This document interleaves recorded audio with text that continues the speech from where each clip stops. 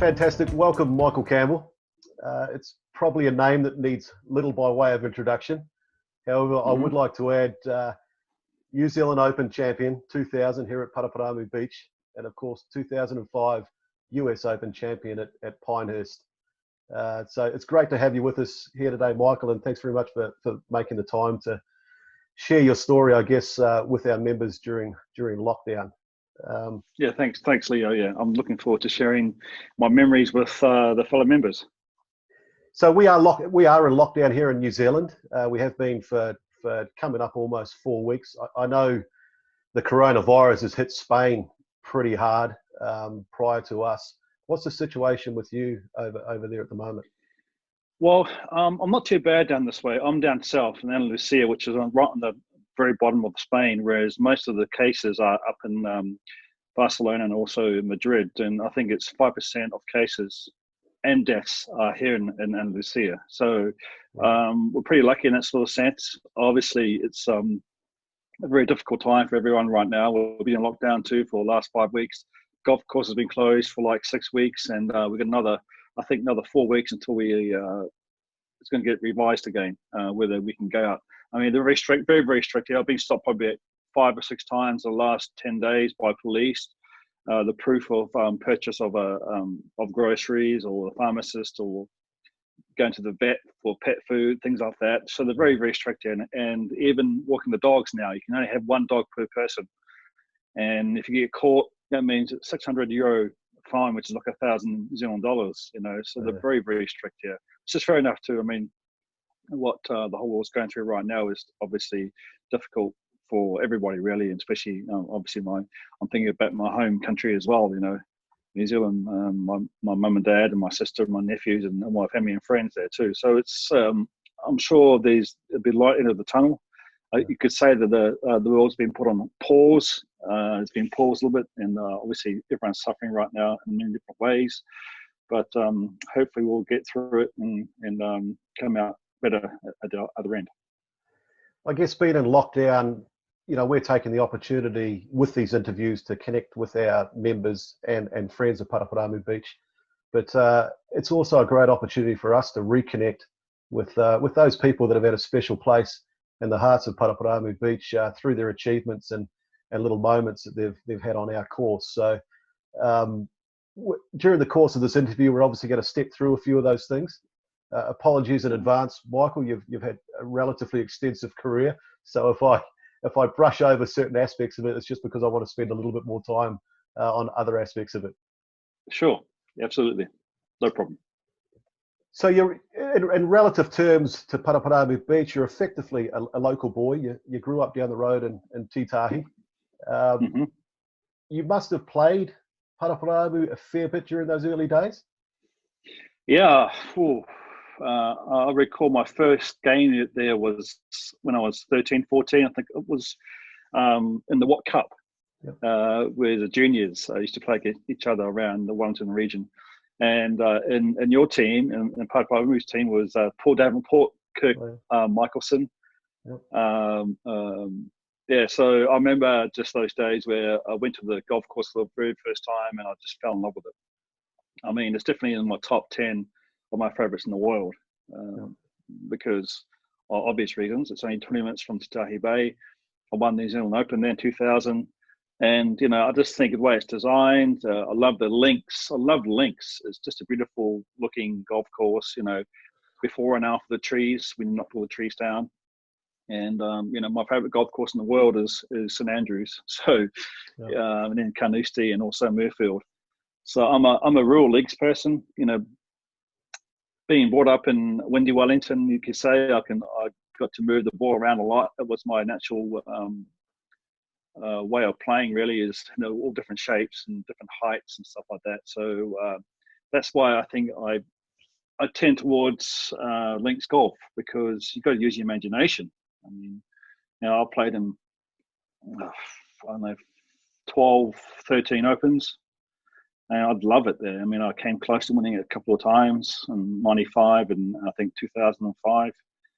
So, it's always been my favourite major to play. And I think Paraparaumu is a true reflection on how we need to have all your faculties, all your different departments of your game, you know, to have a good chance of winning there. And I managed to do it in 2000.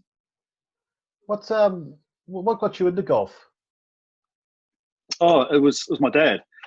I remember we moved from Porirua to Titahi Bay when I was about 8, 9 years old. And my next door neighbour, Frank Reedy, he introduced golf to Dad. And then Dad used to pull me out this early winter morning, 7:30 in the morning, tea time. You know, I used to caddy for him. I hated it. I completely hated the game because, you know, it was cold, it was miserable. I found it boring for old men. So the stigma of golf back in those days, it's changed now, but back in those days, it was like for, you know, old men, basically. Yep. And it just, you know, because I had other sports I was playing. Rugby wasn't my main passion. I played rugby for 10 years. I played softball. I played tennis. I played about 5 different sports. And golf was the least of my interest, really, to be honest with you. But then I knew I wasn't big enough, fast enough, strong enough to be a rugby player, to be an All Black. So I gave it away. And then my parents said to me, Michael, you got to focus on at least 2 sports here, because they felt like taxi drivers. So, you know, every day there was a practice after school. Then on the weekend you're competing. You know, you're playing as a team or as an individual. So they said, Michael, just choose 2. And I chose golf and softball. And that's what started. And I remember my father, because he's left-handed, he cut me down a little 6-iron, left-handed 6-iron. So I used to put that in the golf bag when I used to caddy for him and just swing it around left-handed. And I thought, oh, this is pretty good. I like this game. And all of a sudden, it just grew on me very, very quickly. Right. And but then after about 6 months of swinging left-handed, I swapped over to right-handed. I felt more natural, more comfortable with right-handed rather than left-handed. And then, you know, the rest is history, really. Because I remember, and then my whole mindset changed about golf completely. I remember the first day of college. You know, you had to stand in front of the class and in front of your new classmates and say, hi, my name's Michael Campbell. My father is Tom. My mother is Maria. And then you have to say what you want to do in the future. You know, and I said, I want to be a golf professional when I was 13. And for a little Māori boy from Titahi Bay to say that in front of all these, you know, 30 kids was very unusual. They actually laughed at me, of course. They said, no way. No. Golf was so far away from their thoughts about, you know, as a career. But to me, it felt possible. Then my dad really pushed the issue of, not pushed really, he made me watch Augusta, you know, and the Opens as well. And that really inspired me, really, to see, you know, like back in those days, it was Jack Nicklaus and Gary Player, watching those guys play Augusta. I said to myself, I'd love to play there one day. And I did. I have played probably about 15, 16 times in Augusta. So, you know, from the very beginning, since I was 13, I always wanted to turn pro. And that stuck with me for a very long time. And yeah, and so that's how it all started. So how quickly did you progress as a youngster? Like, where did you start out handicap-wise, and how quickly did you get down into a position where you actually thought, hey, I'm actually living the dream here? Well, the thing is, it's quite strange because I was my first handicap when I was 13 was 33. When I was 16, my handicap was 5. So I was, you could say, a late developer, because all my friends were like scratch or 1. And I was like way behind. But I was a short, skinny little runt then. But then I put on a bit of weight, bit of muscle. And then 2 years later, I was off +2. So from the age of 15 or 16 to 18, I jumped from handicap of 5 to +2 very, very quickly. And then I made the Wellington under-18 team, then the senior team, Wellington senior team. Then made New Zealand junior team. Then made New Zealand men's team. So it was a natural progression, but it happened very quickly. For the space of 3 years, I went from being unheard of in New Zealand, 18 years old, to pretty much winning everything. I won the I can't remember what I won, but the North Island Boys Championship. I won the Australian Amateur Championship, New South Wales Amateur Championship. It just happened very, very quickly. And then I made the just coming back to the Wellington side, would you have played with Lance Phelps in those days? Was Lance in the Wellington side? Of course, Phelpsy. Yeah, what a legend. Give me a Phelpsy story. I mean, yeah, he's an absolute there's legend. so many. There's so many. He was just a big man, as you know, big hands, but an incredible touch. Amazing, just natural golfer. His short game was phenomenal. I mean, things he could do with the golf ball was just incredible, and I love watching him play. Yeah. A Phelpsy story. Oh my goodness, there's so many. Probably not. I can't repeat many of them, but it was a lot of fun. On the team, he was on my team as well, the Wellington senior team, and we had a lot of trips away together around New Zealand. It was a ton of fun with Phelpsy on the team. Yeah, good. Well, of course, the New Zealand Open was a reasonably regular fixture at Paraparaumu through the 80s, 90s, and into the 80s. early 2000s. When did you first play at a New Zealand Open? Were you in the 88 one or the 89 one? 88 was my first one.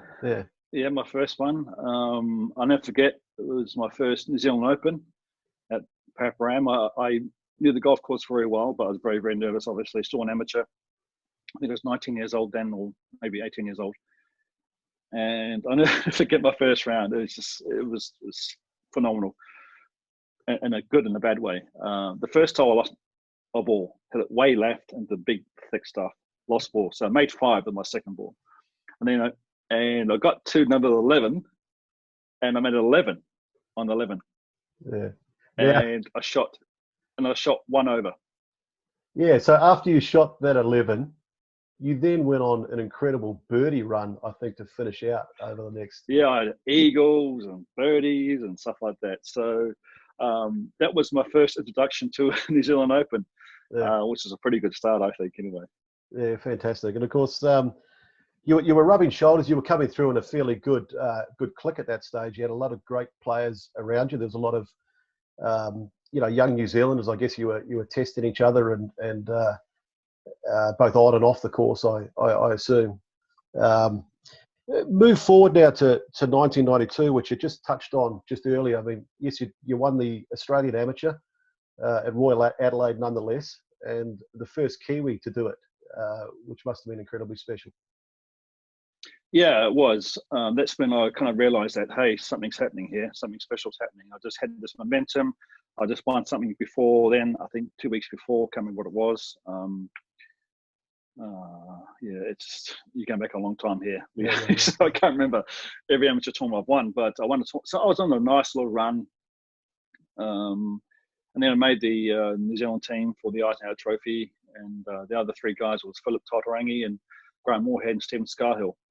And I remember going to Canada and Vancouver, and we're playing pretty well. And I never forget the final round, we managed to play well. And the final round was drawn with America. And I was playing with Dave Duval. And after 9 holes, we're six shots behind America. And we end up winning by 3 or 4. So it's a 10-shot swing. It was incredible. The way the guys played we all played the last 9 holes was just phenomenal. So, I think Phil won the first. He came first in individual. I came second in individual, so that kind of helped. But he had 2 guys like Grant and Stephen who played solid golf, And I'll never forget, in the prize giving was delayed for an hour because all they had was the national anthem of America, not New Zealand, because they were thinking that America's going to win. You see, so we're standing there at the podium waiting for like an hour, 45 minutes, because someone had to rush down from one of the officials had to rush down to the nearest consulate or embassy in New Zealand and get a national anthem theme. So that's quite a funny story.